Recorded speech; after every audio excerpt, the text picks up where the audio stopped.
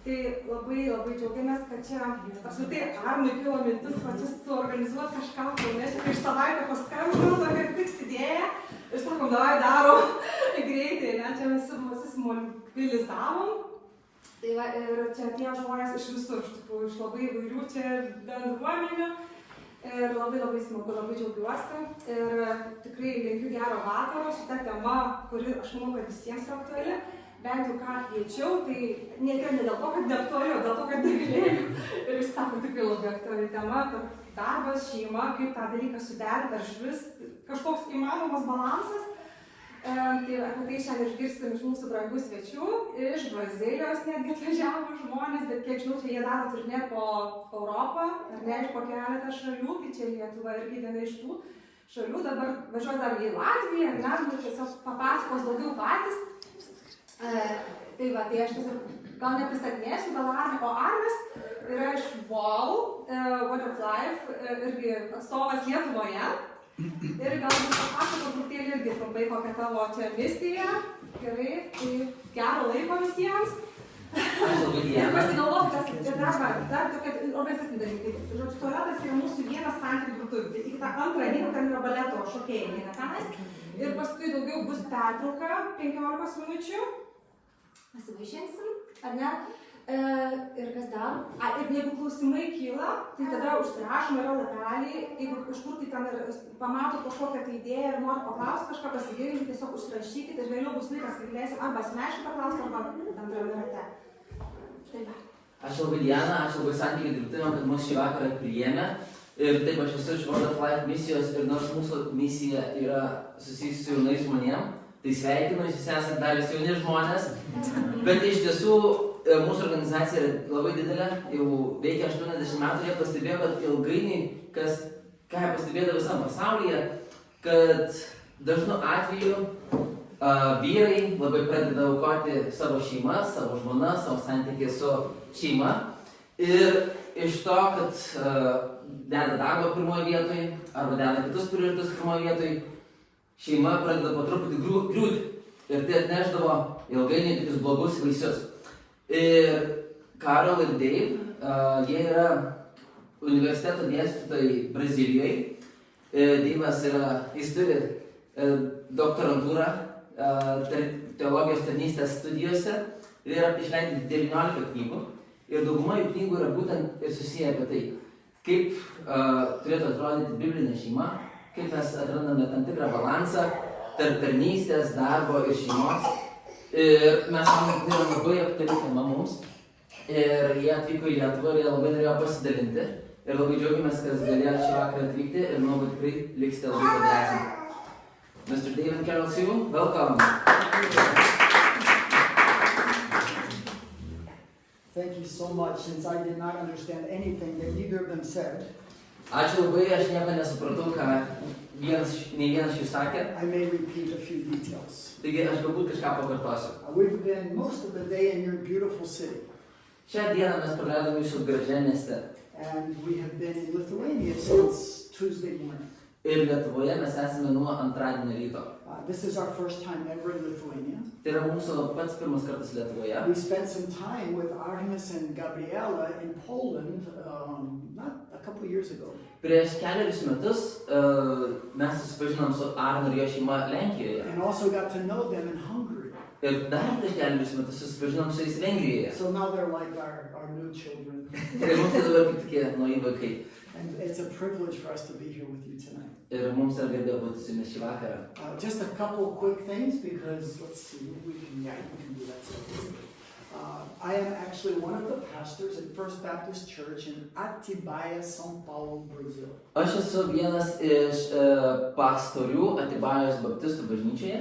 For almost 38 years. Maždaug 39 metus. Today our son is the lead pastor of the church. Mano sūnus yra vyresnysis pastorius mūsų bažnyčioje. Which has about 1,300 members. Ir mūsų bendruomenė turi 1300 narių. And also leads a worldwide ministry called Preach the Word. Ir mano sūnus taip pat dar veda tokią tarptautinę tarnystę, kuri vadinasi Skelbk žodį. Which calls pastors back to teaching what God actually says. Ir tos tarnystės tikslas yra mokyti pastorius, kaip pamokslauti iš Biblijos. Unfortunately, the seminaries in Brazil are oftentimes liberal and don't believe the Bible. Nes labai dažnai seminarijos, tai Biblijos koledžai, net taip pačiai Brazilijoje, yra labai liberalūs ir jie nemoko tai, kas yra parašyta Biblijoje. Which is one of the reasons that I've also been teaching at Word of Life Bible Seminary since 1987. Ir tai yra dar vienas priežasčių, dėl ko aš būtent dėstau Word of Life Biblijos seminarijoje nuo 1918. 1987, I'm not that old. Gerai. 1987. 87 metų. And it's a beautiful country, place in the world. Ir tai labai graži vieta. And our ministry in Brazil with Word of Life actually is now in 11 different states around the country. Ir mūsų Word of Life gyvenimo žodžio tarnystė Brazilijoje, jinai yra 11 skirtingų lokacijų. And since 2016, my wife and I were invited by the mission. Ir nuo 2016 metų mano žmona ir aš mes buvome pakviesti to minister to our missionaries around the world. Patarnauti savo misionierių šeimom visam pasaulyje. That's why we came to see Arnes and Gabriel. Ir dėl to mes atvykome ir į Lietuvą. To see if they're really working. Pamatyti, ar Arnas ir Gabrielė iš tiesų dirba kaip misionieriai. Or just riding scooters around all day long. Ar tik važinėja paspirtukais Bolto visą dieną. Which is what we just did a few minutes Mes ago. ką tik tą darėm. We have over 1,600 missionaries in the world. Mūsų organizacija turi 1600 misionierių visam pasaulyje. 87 different countries. 87 skirtingose šalyse. And 120 ministry sites. Ir 120 tarnystės lokacijų. But I'm excited about our subject tonight. Ir man labai smagu prabilti apie mūsų šio vakaro temą, Which was requested. kurios mes paprašėm. Because it's something that we've been dealing with missionaries. Ir tai yra kažkas, ką mes matėme misionierių gyvenime. How do we balance all of the demands Kaip mes išbalansuojame, žongliruojame visus tos poreikius. of work, Darbo, family, šeimos, church, bažnyčios, self-care, our life. pasirūpinimo savimi pačiu. We all have 24 hours every day. Nes mes kiekvienas turim tik 24 valandas paroje. But for the most part, we are here, not we, you are younger couples Ir dauguma iš jūsų esat jaunesnės poros, with many demands in your life. su daugybė skirtingų poreikių gyvenime. And the challenge to balance all of those without losing your mind. Ir labai dideliu iššūkiu visą tai išbalansuoti, neprarandant sveiko proto. One of the areas we've had to balance is the area of family. Ir viena iš vietų, kur mes turėjom balansuoti, buvo būtent šeimos vieta. My wife and I have been married for 42 years. Mes esame susituokę 42 metus And God gave us 6 children. ir Dievas mums davė 6 vaikus. And if you count, you'll see we have here 22 grandchildren. Ir jeigu skaičiuotumėt nuotraukas, rastumėt, kad mes turim 22 anūkus. And one that passed away when she was 2 years old. Ir viena anūkė žuvo, kai buvo 2 metai. So 23 grandchildren. Tai iš viso 23 anūkai. Now, that in itself is a motivation to keep a lot of balls in the air. Ir net anūkai yra didelis žongliravimas gyvenime. That you can share about our family. So our oldest son is the pastor of our church in Brazil. Tai gyviausias sūnus yra pastorius bažnyčios Brazilijoje. Our daughter and her husband take care of the children's ministry in our church. Dukra ir jos vyras, jie rūpinasi tarnystę irgi toje pačioje bažnyčioje. Our son is a major in the United States Air Force. Mūsų sūnus yra vienas iš karininkų JAV kariuomeniai.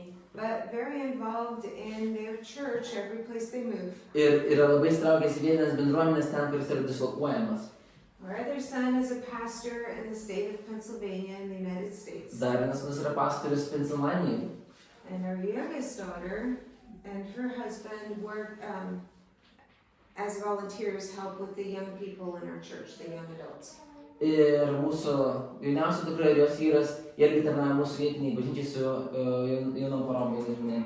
And when our children were from the ages of 13 to 3, Ir kai mūsų vaikam buvo nuo 13 iki 3 metų, we adopted a 10-year-old little girl. mes taip pat įvaikinom 10-metę dukrą. And she entered into the mix. Ir jinai prisijungė prie viso šito kokteilio. How do we keep all of these balls in the air? Taigi, kaipgi mes žongliruojam tas visus gyvenimo kamuolius? Tonight, we do not want to load on your shoulders another list of things to do. Ir šį vakarą mes šiandien esam tam, kad mes ant jūsų pečių užkrautume dar vieną dalyką, kurį turite pradėti daryti. In fact, perhaps more important than your to-do list is your not to-do list. Ir galbūt netgi svarbiau negu jūsų sąrašas darbų, kuriuos turite padaryti, yra sąrašas darbų, kurių turėtumėte nedaryti. Our challenge is for balance.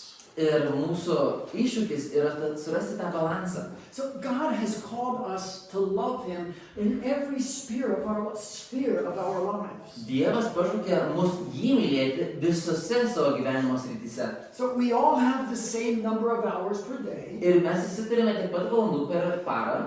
God is not a taskmaster trying to squeeze more work out of us.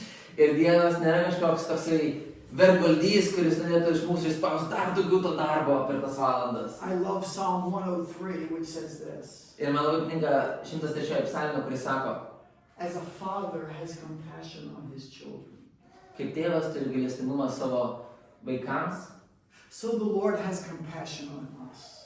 taip Viešpats turi gailestingumą mums. He remembers that we are dust. Jis atsimena, kad mes esame dulkės. I forget. Aš pamirštu.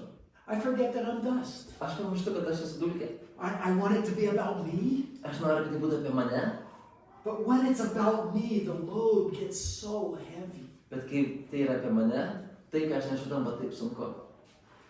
And the area where we most experience difficulty in maintaining balance in our lives Ir būtent tose srityse savo gyvenimo. is in the area of our families. Ir ta sritis gyvenimo, kur mums yra sunkiausia išlaikyti balansą, We have to work. mes turim dirbti, Hopefully we're involved in a church family, mes turbūt esame įsitraukę kokią nors bendruomenę, bažnyčią, but it's at home that the attacks are perhaps most ferocious. bet būtent mūsų namuose tos atakos yra pačios aštriausios. And part of the reason why the family is in Satan's crosshairs, our family is in the sights of Satan to kind of like shoot. Ir viena iš pagrindinių priežasčių, dėl ko šėtonas yra taip nusitaikęs į mūsų šeimą, is because he hates the family. nes jis nekenčia šeimos. You see, from the very beginning of creation, Satan has been attacking the family. Man nuo pat kūrinijos pradžios šėtonas užpuolė ir taikėsi į šeimą. That's the bad news. Tai yra blogoji naujiena. The family is being systematically attacked and destroyed. Šeima sistemingai puolama ir naikinama. I remember a verse from the book of Psalms which asks this question. Ir atsimenu tokį eilutę iš psalmių knygos, kuri klausė tokį klausimą. If the foundations are destroyed, what can the righteous do? Kai pamatai griaunami, kągi begali teisusis? Well, we actually have an answer in the book of Psalms. Ir mes iš tiesų randame atsakymą būtent psalmių knygoje. If you have your Bibles or your cell phone with you with a Bible on it, you might look at Psalm 127. Ir jeigu turite savo Bibliją su savimi, galite atsiversti psalmę 127 psalmę. This is one of the 5 psalms about the family that we have in Israel's hymn book. Ir tai yra viena iš 5 psalmių, kurią mes randame Biblijoje, psalmyne apie šeimą. These songs were actually sung by the people of Israel as they went up to Jerusalem to worship. Ir būtent šitos psalmės yra psalmės, kurias Izraelio tauta giedodavo, eidami link Jeruzalės, norėdami pašlovinti Dievą. Your Bible may say something like a psalm of pilgrimage or of steps or climbing. Jūsų Biblijoje galbūt rasite prierašą, kad tai yra pakopų giesmė. So today we came from Arnes's town, 2.5 hours? Taigi, šiandien mes važiavom iš Joniškio.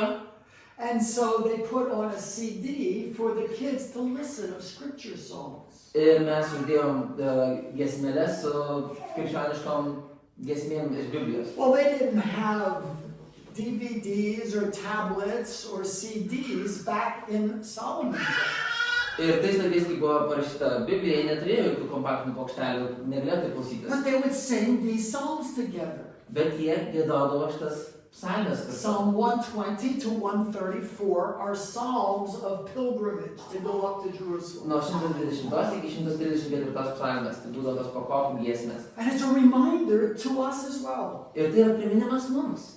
Solomon says this, unless the Lord builds the house, those who build it labor in vain. Jei viešpat nestato namų, statytojai dirba veltui. It's wasted effort.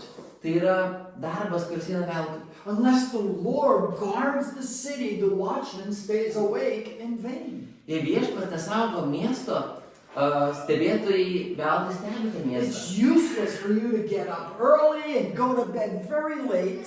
Veltui keltis prieš aušrą ir einate vėlai miegoti. Because God gives to his children sleep. Nes Dievo mylimajam jis suteikia miegą. The psalm is a reminder that the family is precious to God. Ir šita psalmė yra priminimas, kad šeima yra brangi In Dievui. fact, right after he reminds us of that, he talks about the preciousness of children. Nes vos tik jis primena apie šeimą, jis iškart pradeda kalbėti apie vaikų brangumą He šeimoje. said children are an inheritance. Sako, vaikai yra palaiminimas, dovana. Who wouldn't want to receive an inheritance? Ir kas nenorėtų gauti palikimo, dovanos šitos? Your rich uncle who lives in Germany. Oops, sorry. Iš savo turtingo dėdės, kuris gyvena Vokietijoje, You never knew him, kurio niekada nepažinojai. but he left you an inheritance. Ir jis paliko tavo palikimą. You want that inheritance. Ir tu nori gauti tą palikimą.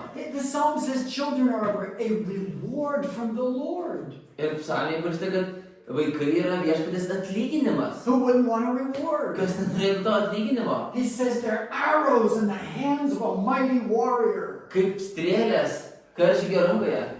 Our children are like arrows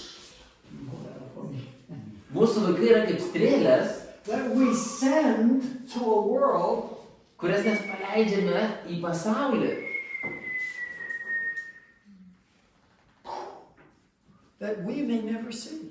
kurių mes galbūt niekada nematysim daugiau. That's a legacy.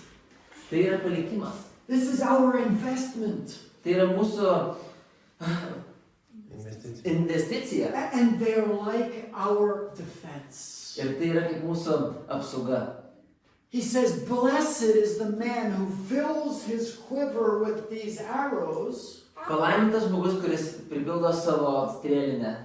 because they will be your greatest defense when you're accused by your enemies. Nes jie bus didžiausia jūsų apsauga, kai jūs būsit puolami savo priešo. If your 19-year-old son, Ir jeigu tavo 19-metis sūnus, if your 19-year-old son jeigu tavo 19-metis sūnus can stand up in the face of your enemies gali atsistoti prieš tavo priešus and say, don't you talk about my father like that.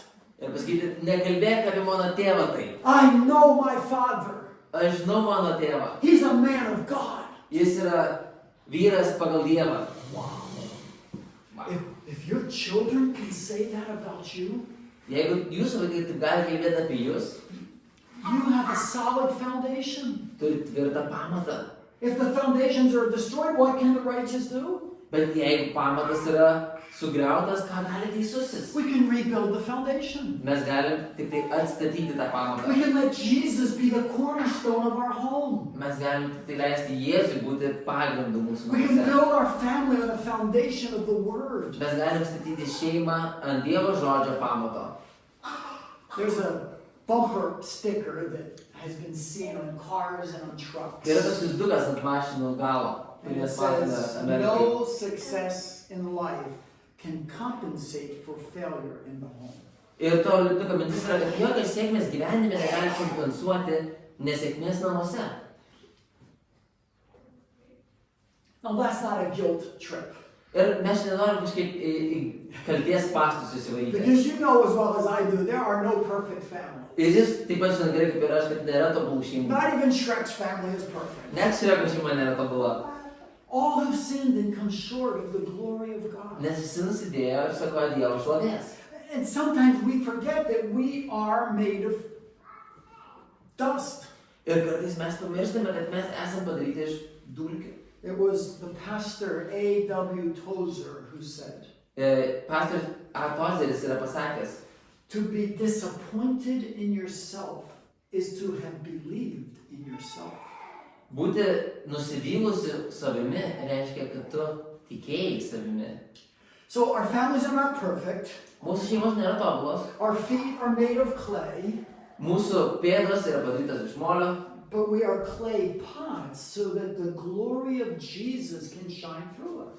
bet mes esame molio puodynės, kad Jėzaus šlovė šviestų per mus. How do we do that? Ir kaip mes tai galim padaryti? Well, some people, when they discover that theirs will not be the perfect family, jump off the boat. Kai kurie žmonės, kurie supranta, kad jų šeima nėra tobula ir viskas yra su to gerai, kad jie tiesiog iššoka iš laivo. That's especially common in young couples today. Ir tai yra labai dažna tarp jaunų šeimų. The few who actually get married. Iš tų kelių, kurie iš tiesų susituokia. Because they don't know what to do with the difficulties that they have in keeping all these balls in the air. Nes jie galbūt nebesupranta, ką daryti, kaip išlaikyti visas tas kamuoliukus gyvenimo ir jie pasiduoda. That reminds me of this verse in the book of Lamentations. Ir tai man primena šitą eilutę iš Raudų knygos.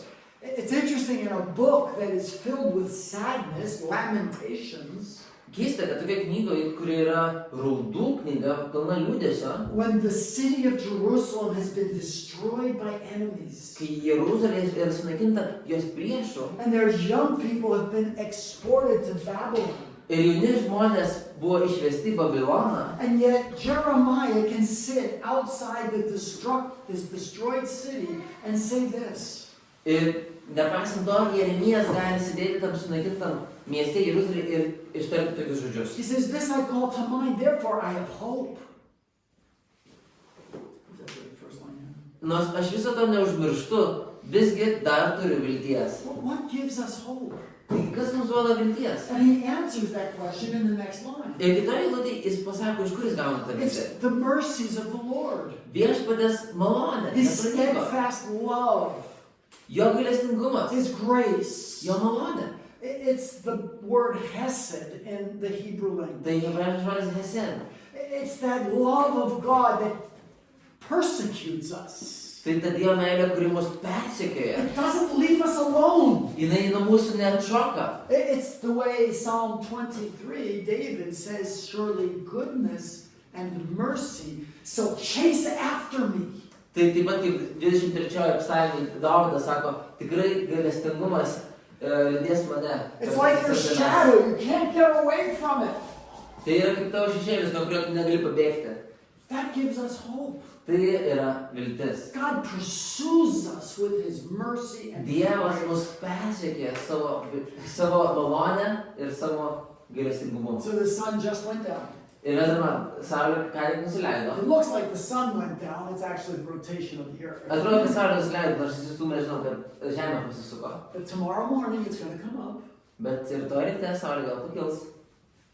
And as certain as the sun will rise, Ir taip užtikrinti, kaip mes žinom, kad saulė pakils, God's hesed will be renewed tomorrow. Dievo ta hesed bus atnaujinta rytoj. Every morning, Kiekvieną rytą. the earth is washed.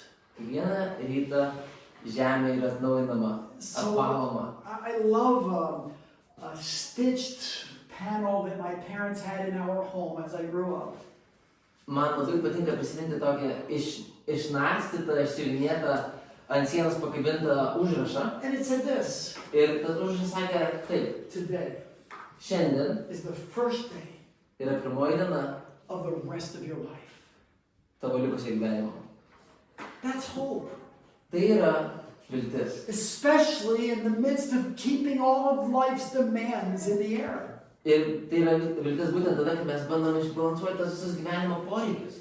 You see, our tendency is to wear a golden mask. Nes mes turim tokį polinkį užsidėti tokį auksinę kaukę. It's very heavy. Jinai labai sunki ta kaukė. The Greek word for hypocrite is actually the word for actor. Graikiškas žodis vaidmainis yra kaip tik žodis, kurį naudoja žodžiai aktorius. It's hypocrites, from which the English word hypocrite comes. Hipokritas. Ir iš to gimtariškas žodis vaidmainis. It means somebody who wears a mask. Tai vadinasi žmogus, kuris turi kaukę. Tik mūsų kalboje. I wear that golden mask at my work because my salary depends on it. Ir aš su ta auksinė kaukė savo darbe, nes nuo to priklauso mano alga. I wear it at my children's school because I want them to think well of me and my children. Aš ją užsidedu, kai nueinu su vaikais į mokyklą, nes noriu, kad jie mąstytų ir galvotų gerai apie mane. I wear it at church. Aš ją labai gerai užsidedu bažnyčioje. With grace and peace on my lips. Su ramybė ir tiesa savo lūpose. But it's heavy. It's heavy. Bet jinai yra sunki. And it falls somewhere. Ir jinai kažkur nukrenta. The place where it usually falls is at home. Ir ta vieta, kur dažniausiai ta kaukė nukrenta, yra dėja namai. Because they have to love me. Nes namuose jie privalo mane mylėti. But that's where we are who we really are. Bet iš tiesų, nes namuose mes esam tie, kurie esam iš tiesų. So we say yes to everything else. Mes sakom taip viskam aplinkui, We say no to our family. bet mes sakom ne savo šeimai. We live to work. Mes gyvenam tam, kad dirbtume. But God wants us to work to live. Bet Dievas nori, kad mes dirbtume tam, kad galėtume gyventi. He's given us our families as a precious gift to enjoy. Jis davė mums šeimas kaip brangias dovanas nuo jo, kad galėtume mėgautis jomis. Now, I'd like to finish this first part. We're going to have 2 sections. Ir dabar norėčiau užbaigti pirmąją dalį. But we're not done yet. We have a little ways to go yet. Mes turėsime antrą dalį, bet aš dar nebaigiu su pirma dalim. I want to share with you a very compacted version Noriu su jumis pasidalinti labai sutraukta versija of 2 hours of study 2 valandų studijų, that go from Genesis to Revelation kurios tęsiasi nuo pradžios knygos iki apreiškimo knygos. about why the family is important. Kodėl šeima yra svarbi? And then when we have a break and eat some things in the middle, Ir tada, kai turėsim pertrauką, kažką užkasim per vidurį. is that what we're going to do? Yeah. Yes. Then we'll come back Tada grįšim and we're going to have the practical part. ir tada turėsim tokią labiau praktinę dalį. 7 suggestions for maintaining balance in all 7 these areas. pasiūlymus, kaip išlaikyti balansą tarp visų šeimos poreikių. But with emphasis on focusing on our families. Su būtent tuo, kaip pasakyti, paryškinimu mūsų šeimoms. So here are 4 biblical reasons why the family matters to God. Tai yra 4 biblinės priežastys, dėl ko mūsų šeima yra svarbi Dievo akyse. I could list many more. Galiu išvardinti daugybę tų priežasčių. And this is deep truth Ir tai yra labai gilios tiesos, that goes all the way back to Genesis chapter 1. kurios eina iki pat pradžios 1 skyriaus. So if you have your Bible already open, or you can flip to the book of Genesis, the first book of the Bible. Galime įsivesti pradžios knygą, 1 skyrius 26 eilutė. Čia Chapter 1. bloga nuoroda yra. 1 skyrius 26 eilutė, Which talks about the creation. kuri kalba apie sukūrimą. And this is where the family begins. Ir tai yra, kur šeima prasidėjo. We don't even get out of Genesis chapter 1, and God gives us His purpose for the family. Mes net neišeinam iš pradžios 1 skyrius ir Dievas jau pasako savo nuostatų, savo tikslą šeimai. So this is really important. Taigi tai yra labai svarbu. In fact, Genesis 2 also talks about the family. Ir net pradžios 2 skyriui mes randam nuorodas šeimai. Now you know in the first 6 days God created everything. The Jūs žinote, world, pirmas and 6 everything in it. dienas Dievas sukūrė pasaulį ir viskas, kas yra jame. Genesis 1 ends talking about the creation of the husband and wife. Ir pradžios 1 skyrius baigėsi tuo, kad Dievas kūrė vyrą ir moterį.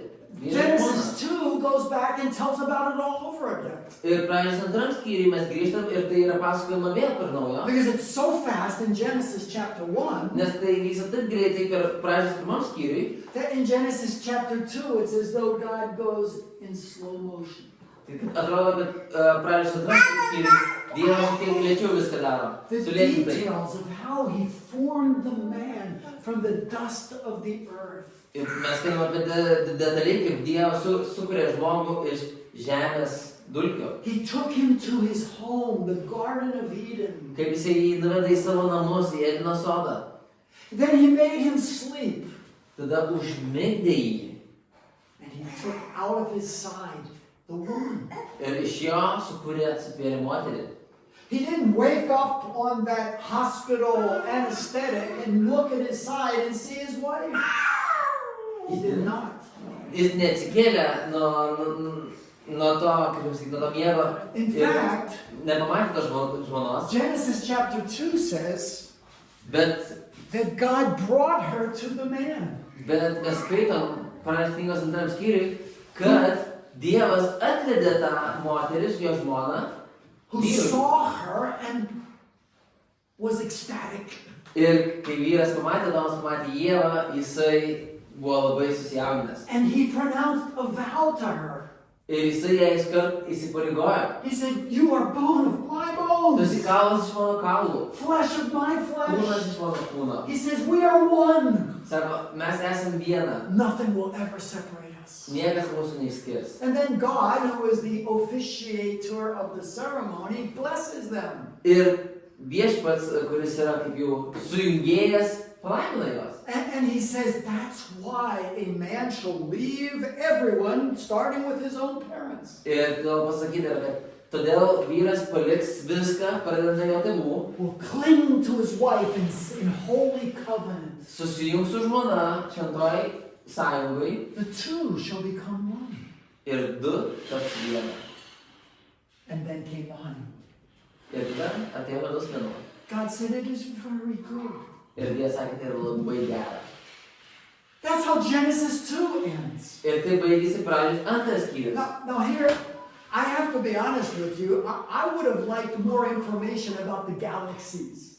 Ir turiu pripažinti, man būtų buvę įdomiau sužinoti šiek tiek labiau apie galaktikas. How many stars in the universe? Kiek yra žvaigždžių mūsų galaktikoje? Where is the last star in the last galaxy? Kur yra ta paskutinė žvaigždė paskutinėje galaktikoje? What happens after that? Kas nutinka po to? Is it empty space? Ar tai yra tiesiog tuščia erdvė? Is God so great that the universe never ends? Ar Dievas yra toks nuostabus, kad visada niekados nesibaigia? I would like to know about atoms and subatomic particles. Man būtų įdomu sužinoti apie atomus ir tas miniatiūrinės dalelytės. What is the smallest subatomic particle? Kas yra ta mažiausia atomo dalis? What is dark matter? Kas yra tamsioji materija? But the Bible doesn't tell us anything about it. Bet Biblija mums nieko apie tai nerašo čia. Instead, Genesis 1 and Genesis 2 talk about the family. Vietoj to, pradžios pirmam ir antram skyriui mes I'll let you skaitom know apie for a šeimą. second, but you'll be back up here in a second.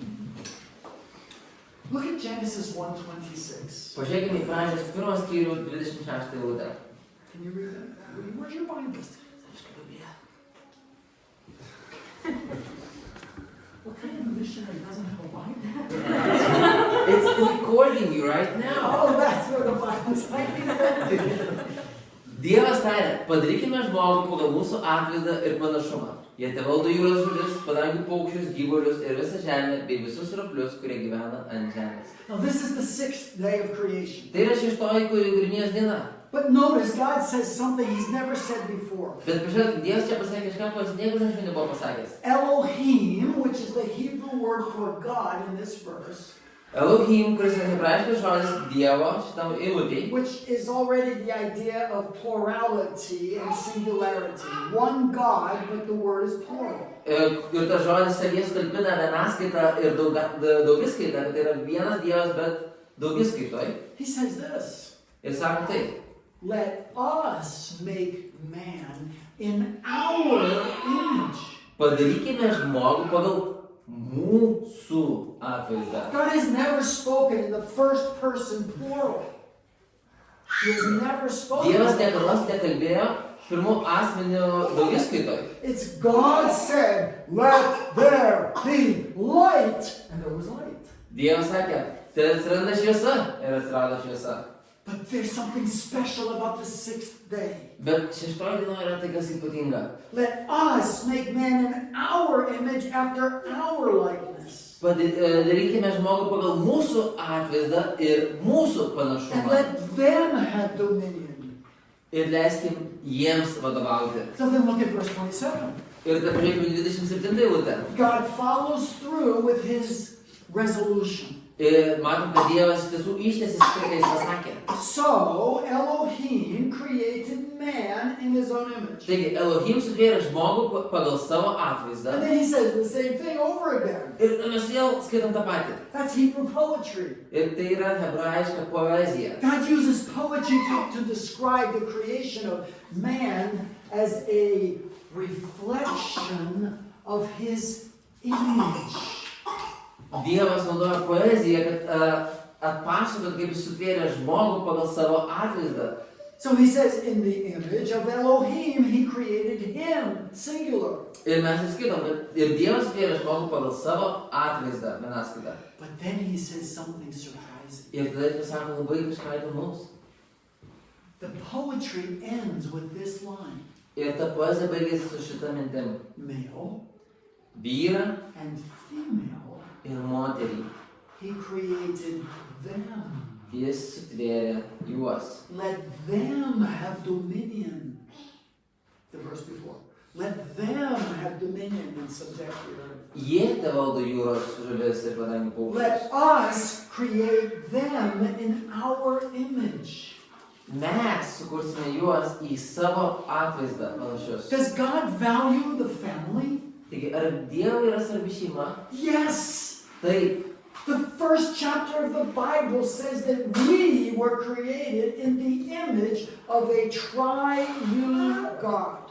Pirmas Biblijos skyrius pasako, kad šeima tai yra atvaizdas trejybės Dievo. God chose the husband-wife couple to reflect the divine family.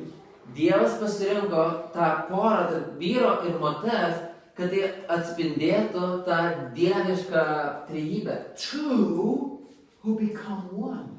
Du, kurie tampa vienas, Reflect he who is three in one. atspindi tai, kad Dievas, kuris yra vienas trijose God asmenyse. wants people to be able to look at the reflection, his reflection in our families.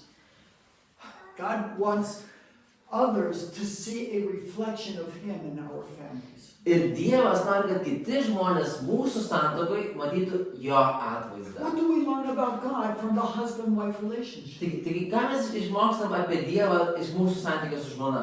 Unity in diversity. Tai yra būtent ta vienybė ir skirtumai.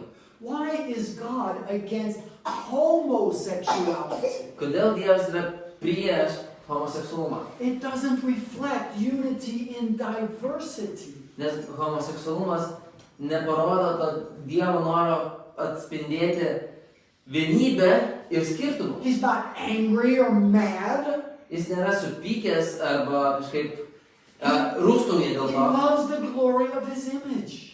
bet jam patinka jo pačio atvaizdas. How do we understand roles in the family? Kaip mes galim suprasti tas mūsų rolės šeimoje? You see, God is a God of order and hierarchy. Matot, mūsų viešpats yra hierarchijos Dievas, kaip čia pasakyti, order, tvarkos Dievas. We are equal in being as God's image, Mes esam lygus prieš Dievą, but we are different in doing. bet mes esam skirtingi tose rolėse, ką mes darom. The Spirit is submissive to the Son and the Father. Dvasia yra paklusnume, jinai paklūsta tėvui ir sūnui, The Son always does the Father's will. bet sūnus visą laiką daro tėvo valią. They are totally equal in being as Ir God. nors jie yra visiškai vienodai Dievas, sūnus, Dievas, But they're different in doing. bet jie turi skirtingas The atsakomybės. Spirit did not die on the cross. Dvasia nemirė ant kryžiaus. Jesus was not sent to inhabit mankind for 2,000 years. Jesus was not sent to inhabit like the Spirit mankind for 2000 years. Jėzus nebuvo siųstas, kad jisai apsigyventų krikščionėse tos 2000 metų, bet šventoji dvasia. So there are many aspects of God's being that are seen in the family.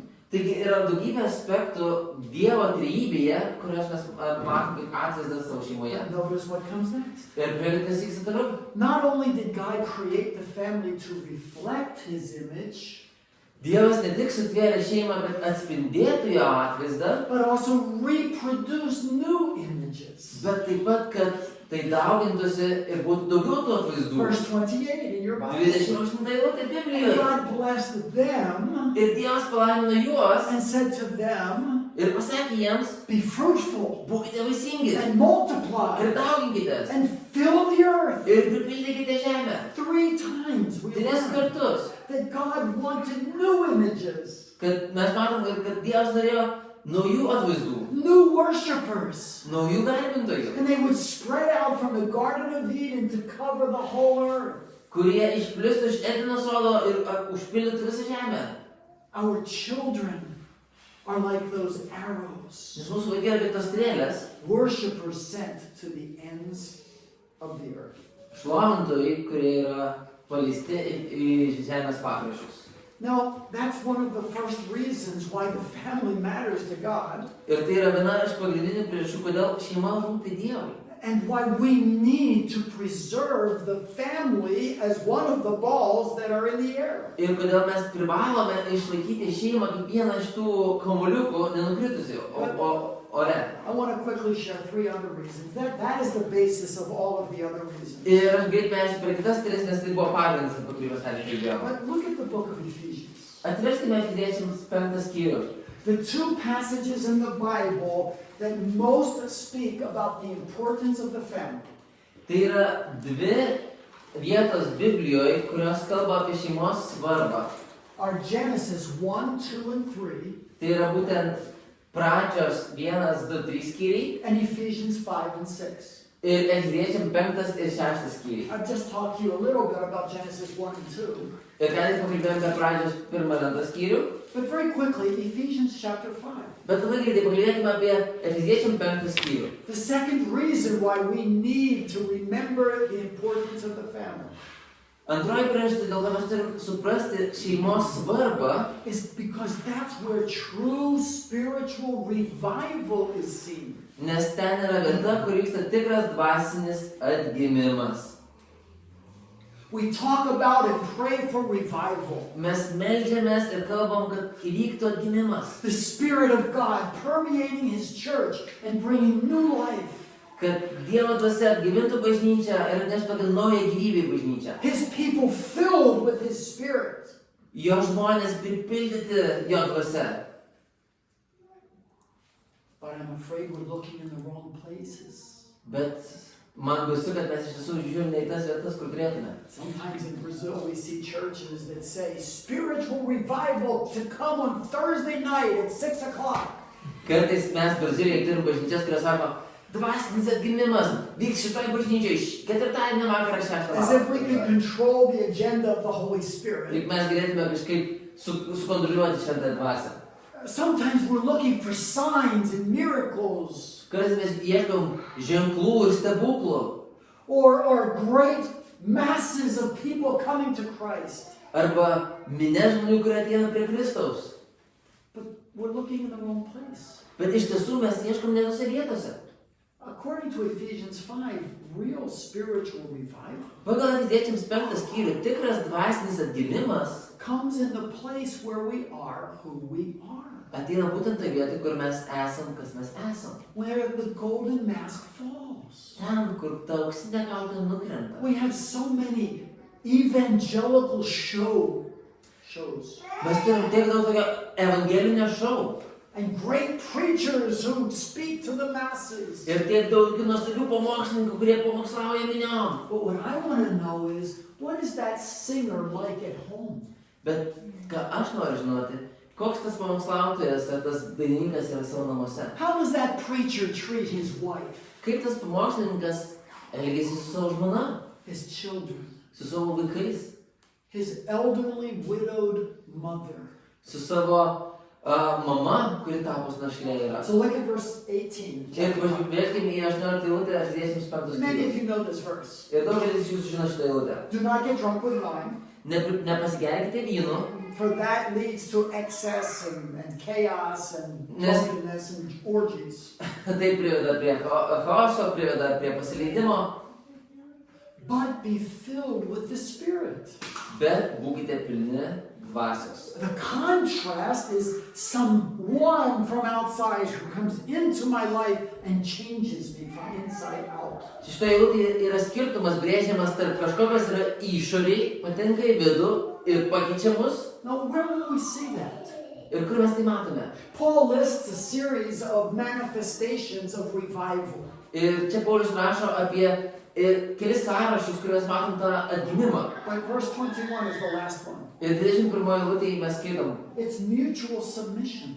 kad tai yra tarpusavio paklausimas. It's fulfilling our roles in the home. Tai yra mūsų skirtų rolių išgyvendinimas savo And šeimoje. then when he talks about that, he thinks of the family.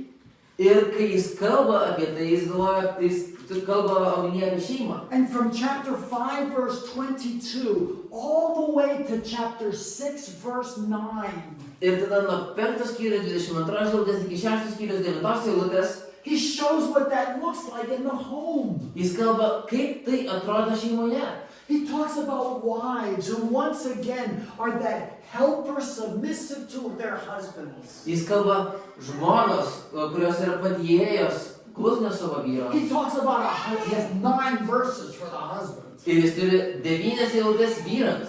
who gives his life for his family. Vyrams, kurie turėtų atiduoti savo gyvybę už savo He šeimą. shepherds his wife.